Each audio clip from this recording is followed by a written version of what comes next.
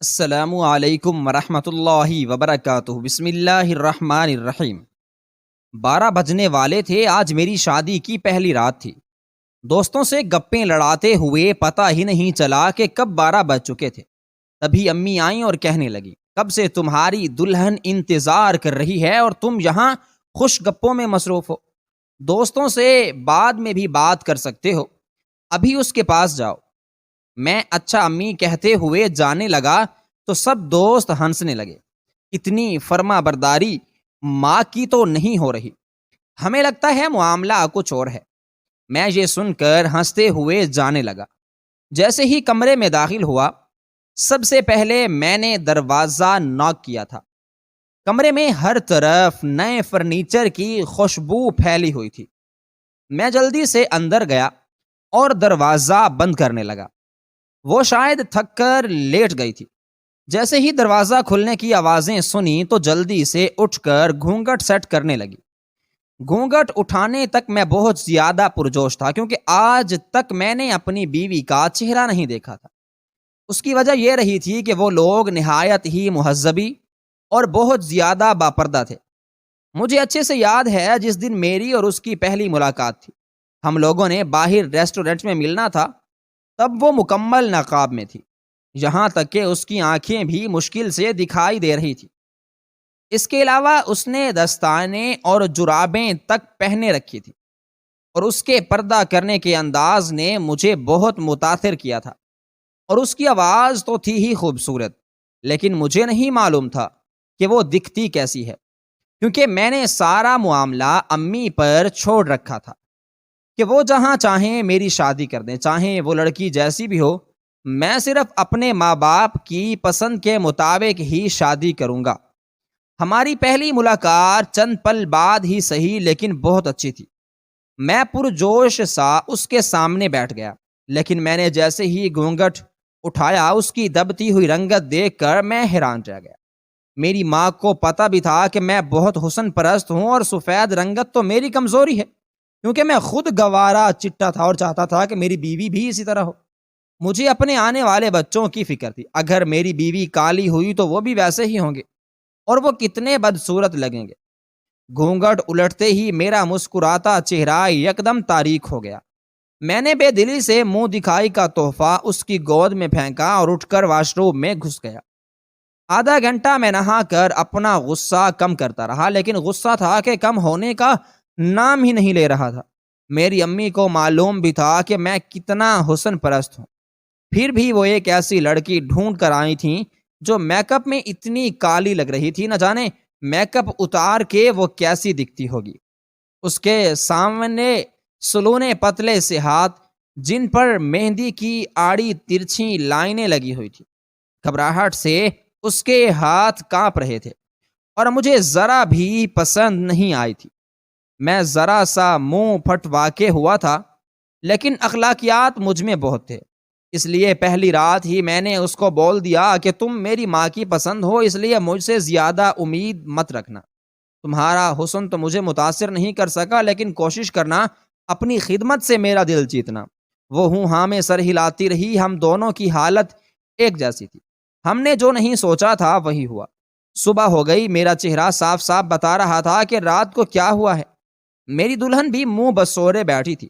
میری ماں نے مجھے کمرے میں بلایا اور پوچھنے لگی کہ بہو کو کچھ کہا ہے کیا تم نے؟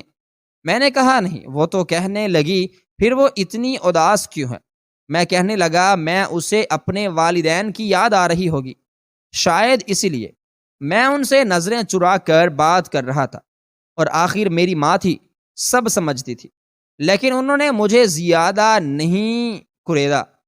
میں یعنی حنان یوسف اپنے والدین کی اکلوتی اولاد ہوں، بلکہ ان کی سگی اولاد نہیں، ان لے پالک بیٹا تھا۔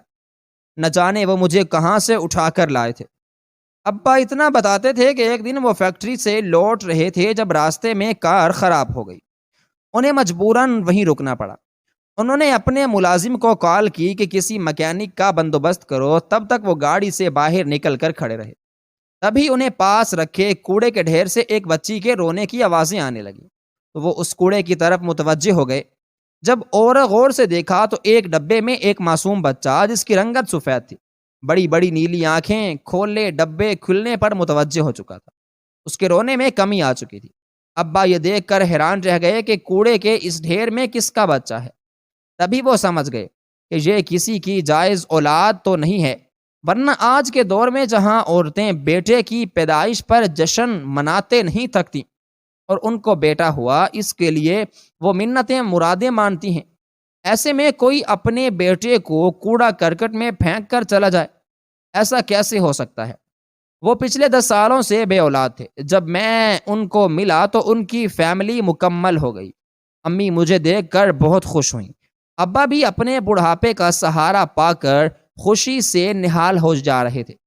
ان کے کمزور کندھے پھر سے طاقتور ہو گئے تھے۔ وہ پھر سے خود کو نوجوان محسوس کرنے لگے۔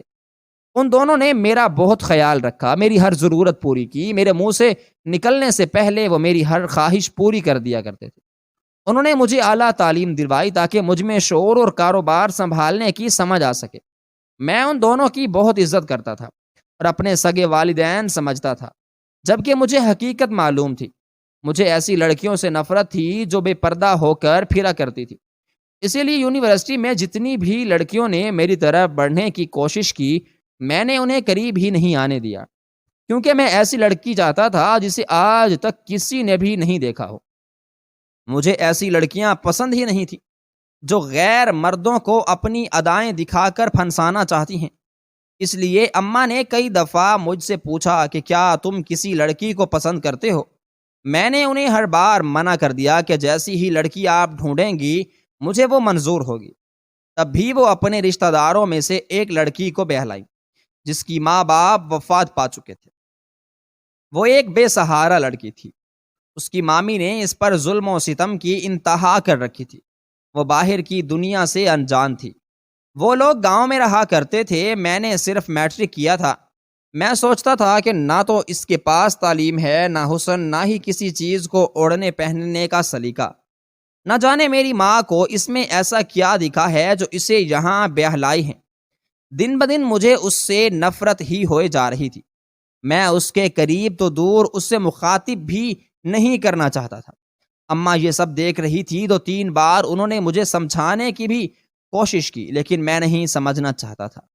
اماں نے ہماری شادی پہ اپنے سارے ارمان نکالے تھے۔ اب وہ ان کا ایک ہی مقصد تھا کہ کسی طرح وہ دادی بن جائیں، کیونکہ انہوں نے میری شادی اس سے ہی لکھی تھی۔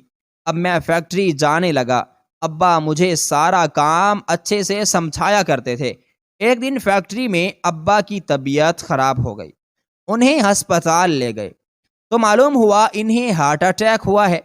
ان کی طبیعت بہت عرصے سے خراب تھی، لیکن وہ ٹال مٹول سے کام لے رہے تھے اور ڈاکٹر سے چیک اپ بھی نہیں کروا رہے تھے۔ تبھی صحت گرتی چلی گئی اور وہ ایک دن وہ ہمیں اس دنیا میں اکیلا چھوڑ کر اپنے خالق حقیقی سے جا ملے۔ ابا کی موت کا صدمہ مجھ سے برداشت نہیں ہو رہا تھا، کیونکہ وہ صرف میرا باپ نہیں بلکہ میرا دوست، میرا ہمراز، سب کچھ تھے۔ میں اپنی ہر بات ان سے ڈسکس کیا کرتا تھا۔ ان کی وفات کا صدمہ اتنا گہرا تھا کہ میں کئی روز تک فیکٹری نہیں جا سکا۔ ایک دن منیجر پریشان سی صورت لیے ہمارے گھر آ گیا۔ کہنے لگا کہ فیکٹری کی حالت دن بدن بگڑتی جا رہی ہے، آپ اگر نہیں آئے تو یہ فیکٹری جلد ہی بند ہو جائے گی۔ تبھی مجھے کام کے لیے جانا پڑا۔ اپنی بیوی سے ویسے بھی میں نفرت کرتا تھا، اس کی شکل دیکھنے کا بھی رو داد نہیں تھا، اس لیے میں نے خود کو کام میں مصروف کر لیا۔ وہ ہم سب کی خوب خدمت کرتی، میں جو کہتا وہ میرا کہا فوراً مان جایا کرتی تھی۔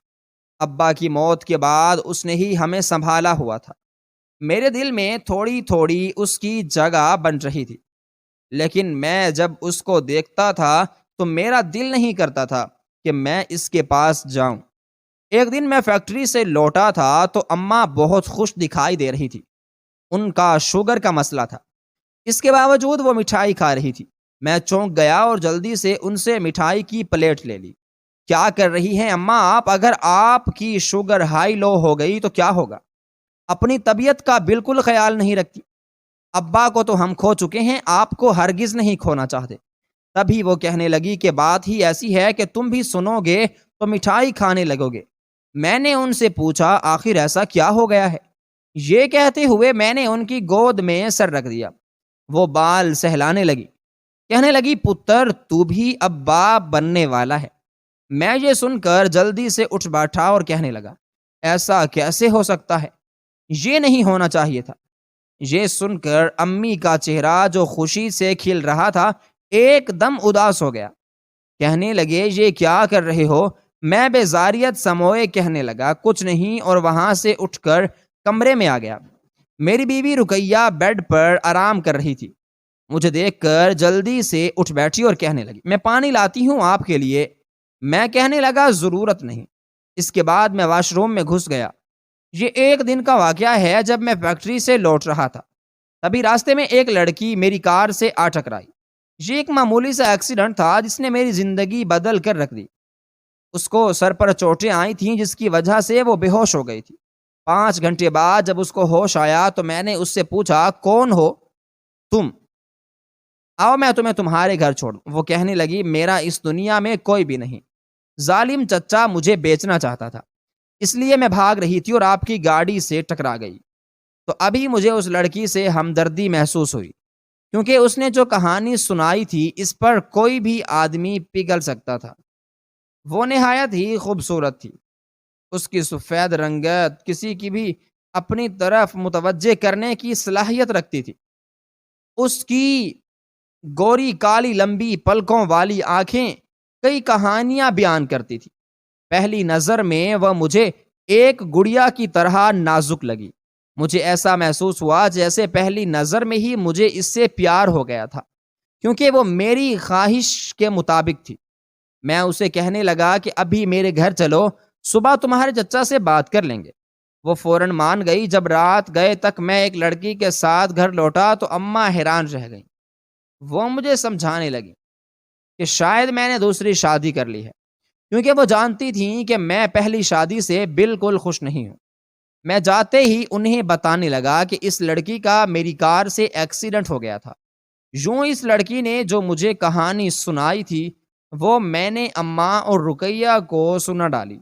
تب بھی اماں کہنے لگی تم دونوں کمرے میں جاؤ، میں اس لڑکی کے ساتھ اپنے کمرے میں سو جاؤں گی۔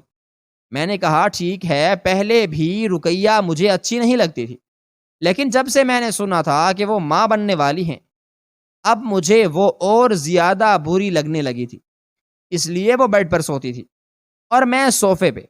صبح میں ناشتہ کرنے کے لیے کچن میں گیا تو وہ لڑکی جس کا نام سونیا تھا رقیہ کے ساتھ کچن میں ناشتہ بنوا رہی تھی۔ اس کی گوری کلائی میں کھنکتی ہوئی چیڑیاں الگ ہی سکون دے رہی تھی۔ میں وہیں کچن میں بیٹھ کر ناشتہ کرنے لگا۔ گاہے بگاہے میں سونیا پر بھی نظر ڈال کر لیا کرتا تھا۔ میں رقیہ کو مکمل طور پر نظر انداز کر رہا تھا۔ اسے یہ بات محسوس ہو رہی تھی۔ کبھی رقیہ میرے پاس آئی اور کہنے لگی صاحب میں آپ سے ایک درخواست کرنا چاہتی ہوں، مجھے یہاں کام پر رکھ لیں۔ میں صاف صفائی سے لے کر گھر کے سارے کام کر دیا کروں گی، لیکن مجھے اپنے اس ظالم چچا کے پاس نہیں جانا۔ تو میں نے کہا ٹھیک ہے، کیونکہ اماں رقیہ کے مریض تھی اور رقیہ حمل سے تھی اور وہ کام نہیں کر سکتی تھی۔ میں ناشتہ کر کے جانے لگی۔ جب میں نے ان دونوں کا موازنہ کیا، رقیہ سنائلی سلونی ایک کام والی ماسی کے روپ میں کھڑی تھی، کیونکہ اس کے بال بکھرے ہوئے تھے۔ دوپٹہ کام کرنے کے سٹائل میں بندھا ہوا تھا۔ چہرے پر میک اپ کا دور دور تک نام و نشان نہیں تھا۔ اس کی سانولی رنگت نے مجھے اس سے نظریں پھیرنے پر مجبور کر دیا تھا۔ تب سونیا نے دیکھنے لگا اور وہ کسی اینگل سے بھی نکرانی نہیں لگ رہی تھی، بلکہ وہ مالکن اور میری بیوی نوکر لگ رہی تھی۔ تبھی میں نے فیصلہ کر لیا کہ میں سونیا سے ہی میری شادی کر لوں گا۔ ایک دن امی اور رقیہ بازار گئے ہوئے تھے۔ میری طبیعت خراب ہو گئی تھی۔ رقیہ کو میں نے دوائیاں اور چائے لانے کو بولا تو وہ دوائی دینے کے بعد میرا سر دبانے لگی۔ نہ جانے وہ کون سا کمزور لمحہ تھا جب ہم دونوں ایک دوسرے کے اتنے قریب آ گئے کہ ہوش آنے پر ایک دوسرے سے نظریں بھی نہیں ملا پائے۔ اب سونیا سے شادی کرنا ضروری ہو گیا تھا۔ امی کی کال آ گئی تھی کہ انہیں لینے جاؤں، تبھی میں بازار چلا گیا۔ وہاں جا کر دیکھا تو رقیہ کسی مرد سے ہنس ہنس کر باتیں کر رہی تھی اور امی ایک چیئر پر بیٹھی تھی۔ وہ میرے دوست کی دکان پر موجود تھی۔ مجھے شدید غصہ آیا کہ میری بیوی ہوتے ہوئے مجھے امی اور رقیہ گھر آئے۔ میں نے رقیہ کو طلاق دے کر گھر سے نکال دیا۔ امی مجھے روکتی رہی کہ وہ بد کردار نہیں ہے اور اس بارش میں کہاں جائے گی، لیکن میں بے حس بنا کھڑا رہا تو امی تبھی مجھ سے ناراض ہوتی ہوئی اپنے کمرے میں چلی گئیں۔ مجھے لگا تھا میں بعد میں ان کو منا لوں گا۔ اس کے اگلے دن ہی جمعہ تھا اور میں نے اور سونیا نے نکاح کر لیا۔ میں نے ساری حقیقت امی کے گوش گزار کر دی تو وہ بھی چپ ہو گئی۔ سونیا جب بھی میرے ساتھ باہر جاتی تو وہ چادر تک نہیں پہنتی تھی۔ میں نے کئی بار اس سے درخواست کی تھی کہ جب بھی میرے ساتھ باہر جایا کرو تو چادر کو پہن لیا کرو، لیکن وہ نہیں مانتی تھی۔ رقیہ کے جانے کے بعد گھر کا شیرازہ بکھر کر رہ گیا تھا، یہاں تک کہ مجھے کام والی رکھنی پڑی کیونکہ امی تو کام نہیں کر سکتی تھی۔ امی کے بعد گھر رقیہ نے سنبھالا ہوا تھا۔ سونیا کوئی بھی کام نہیں کرتی تھی، وہ یا تو پورا دن سوتی رہتی یا ڈرامے دیکھتی رہتی۔ ایک دن تنگ آ کر میں نے اس سے بحث کر لی تو وہ مجھ سے ناراض ہو گئی اور کئی ہفتے تک ناراض رہی۔ اس کے بعد میں نے اسے کچھ بھی کہنا چھوڑ دیا۔ وہ شاپنگ کرنے جا رہی تھی تو اتنی زیادہ کر کے آ جاتی تھی کہ کپڑے رکھنے کی جگہ نہیں بچتی تھی۔ ایک بار ایسا واقعہ ہوا کہ میرا دل کیا کہ میں اس کا گلا دبا دوں، کیونکہ وہ امید سے تھی اور اس نے جا کر ابورشن کرا لیا تھا کیونکہ ابھی اسے بچہ نہیں چاہیے تھا۔ وہ کئی روز تک صفائی نہیں کیا کرتی تھی، کبھی کبھی تو حد کر دیتی تھی۔ جب بغیر بتائے فیکٹری پہنچ جایا کرتی تھی، ملازموں کے سامنے ایسے رہتی تھی کہ مجھے شرم محسوس ہوتی تھی۔ رقیہ کو گھر چھوڑے 6 مہینے ہو چکے تھے جب مسلسل ہمارے گھر کی گھنٹی بجنے لگی۔ گارڈ کی بھی چھٹی تھی، تبھی دروازہ کھولنے مجھے جانا پڑا۔ سامنے دیکھا تو کوئی بھی نہیں تھا۔ نیچے نظریں پڑی تو ایک پوٹلی پڑی تھی جو ہل رہی تھی۔ میں حیران رہ گیا کہ یہ کیا ہے۔ میں نے سوچے جیسے ہی پوٹلی کھولی تو ایک نہایت ہی خوبصورت بچی جس کی نیلی آنکھیں، اس کی رنگت نہایت ہی سفید تھی۔ وہ اتنی خوبصورت تھی کہ میں اسے دیکھتا ہی رہ گیا۔ اس کے ساتھ ایک چٹھی پڑی تھی، اس میں لکھا تھا، میں تو تمہارے دل میں جگہ نہیں بنا سکی، یہ تمہاری بیٹی ہے، کم از کم یہ تو تمہارا دل جیت سکتی ہے۔ میں اسے ماں اور باپ دونوں کی محبت نہیں دے سکتی، تم اس کے سگے باپ ہو۔ تمہاری بیوی اسے ماں کی محبت دے سکتی ہے، تو مجھے اسے ایک اچھی زندگی دینی ہوگی، جبکہ میرا خود کا ٹھکانہ نہیں کوئی، تو میں اسے کیسے سنبھالوں؟ مجھ پر رقیہ بہت غصہ آیا، لیکن بیٹی کے مل جانے کی خوشی بھی تھی کیونکہ سونیا ابھی بچہ نہیں پیدا کرنا چاہتی تھی۔ میں نے اسے کئی بار مجبور کیا لیکن وہ پھر بھی نہیں مانی۔ اب جو میں چاہتا تھا مجھے مل گیا تھا۔ میں جلدی سے اندر گیا اور رقیہ کو جھنجھوڑ ڈالا۔ اس طرح اٹھائے جانے پر وہ بدتمیزی کرنے لگی تو مجھے اس پر غصہ آیا۔ میں اسے کہنے لگا، یہ دیکھو۔ وہ بیزاریت سے کہنے لگی، کیا ہے یہ؟ کون ہے؟ کس کی بچی اٹھا لائے ہو؟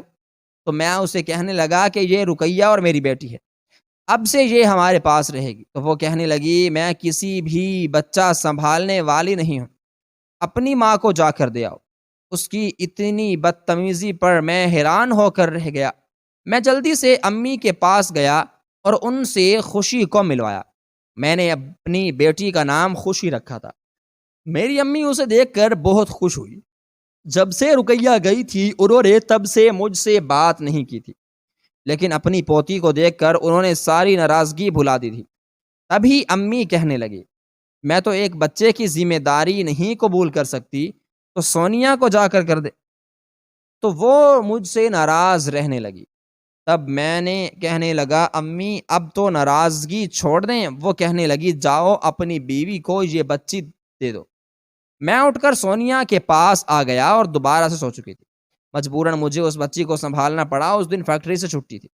جیسے ہی دن گزرے سونیا بچی سے تنگ آ گئی۔ وہ اس کا بالکل بھی خیال نہیں رکھا کرتی تھی۔ ساری رات وہ بچیوں سے جگائے رکھتی۔ کبھی وہ بیمار ہو جاتی تو اس کے ساتھ ساتھ سونیا بھی چڑچڑی ہونے لگی۔